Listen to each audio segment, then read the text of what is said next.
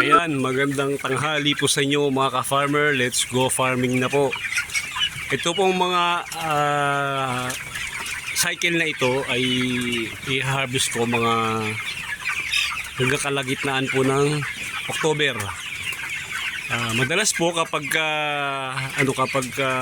magkakarga tayo ng month of December, mga early November tayo nagkakarga para panigurado pagpasok ng mga holidays.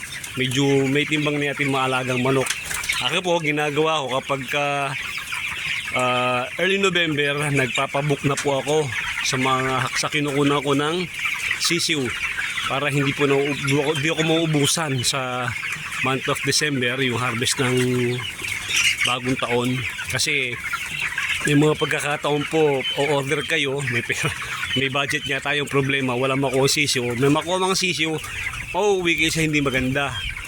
Ganun po, kaya dapat month of early November, nagpapabook na kayo ng mga order nyo para po sa mga, siguro deliver kapag harvest ay December 30, ang deliver dapat yan mga 25 or mga 23, ganun po, para pagdating nila ng month of December, mga last week, ayan, bakbakan na po, harvest na kayo nyan. Ano po ginagawa ko para di ako nahihirapan pagdating ng holiday season, lalo po mataas ang demand ng manok. May mga ka-farmer po tayo na nagkarga ng mga manok. Nagtatanong sila, ano ba yung dapat gawin? Unang dapat gawin pagkadating ng sisiw sa ating kulungan. Dapat po muna yung ating brooder house ay preparado, kumbaga maayos na, kulog na, may ilaw na.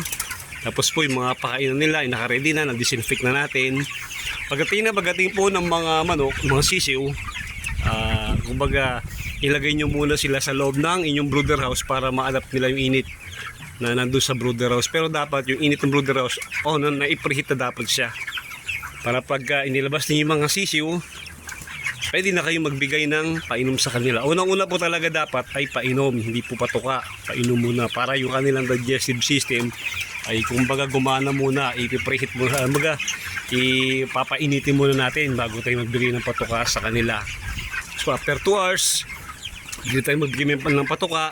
Chick booster po ang binibigay ko kapag ganun. Hanggang sa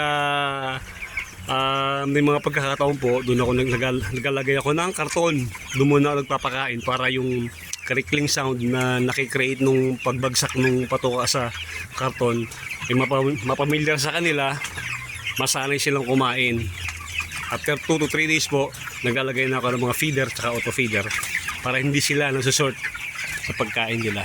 Mahalagang bagay po yon, lalo pa sa unang araw ng ating pag-aalaga sa mga bagong dating na sisiw. Malaki po ang epekto nun hanggang sa kanilang paglaki. Napakalaki po ng epekto ng maayos na pag-brooding sa buong cycle ng ating pag-aalaga ng ating mga alagang manok. Siksikan na po sila, kaya malamang po bukas makapag-adjust na ako para may space sila, maganda yung ventilasyon. Maraming salamat po mga ka-farmer. Sana po may napulot kayo sa ating magsim vlog. Maraming salamat po. Mabuhay po kayo.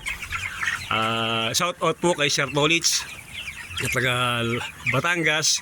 Sana po maging maganda yung inyong pag-brooding para mas madali yung pagpapalaki nyo sa inyong mga alagang sisiw.